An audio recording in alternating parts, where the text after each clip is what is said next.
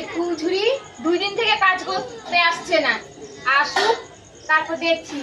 ওকে কাজে রাখা হয়েছে আমার অসুবিধার জন্য, আমার এত কষ্ট হচ্ছে, তাও এখনো পর্যন্ত 2 দিন থেকে ধাপ লেগেই যাচ্ছে। আসুক কালকে, তারপর দেখছি। আর না আসলে আগামী দিন চামেলির বাড়ি যাবো, গিয়ে দেখবো এই বাড়িতে আসছে কিনা। ও চম্পাদি, কি করছো তুমি? তোমার বাড়িতে সেই সকাল থেকে ভাবছি যাবো যাবো, জানো তো আসার টাইমই পাচ্ছি না। এখন না হঠাৎ করে ঘুমিয়ে গেছি, হঠাৎ করে মনে পড়েছে যে ফুলঝুরিতে কাজ আসেনি, দেখি তো চম্পাদির বাড়ি গিয়ে খোঁজ নিয়ে আসি যে ও এসছে কি আসেনি। আসো তাহলে, বসো আগে, যে তারপর কথা বলছি। আসো তাহলে বসি, একটু গল্প সল্প করি। অনেকদিন ফুলঝুরি তো 2 দিন ধরে আসছেই না, একটু গল্প সল্প না করলে ফুলঝুরি কথা জানা যাবে না।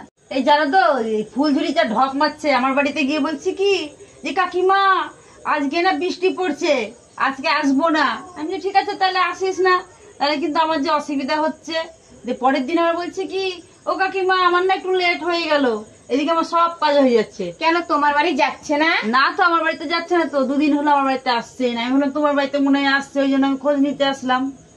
আমি তো ভাবছি তোমার বাড়িতে হয়তো যাচ্ছে, আমার বাড়িতেই আসছে না। তাহলে ফুলঝুরি কি করছে? ফুলঝুরি কি ঢপে চক মারা বুদ্ধি হয়ে গেছে? ফুলঝুরি ঝাড়ু ঘুরানো আর বলে 10 হাতে আমি ফুলঝুরি, আমি 10 হাতে সব কাজ করি, এদিকে সবার বাড়িতেই ফাঁকি মারছে।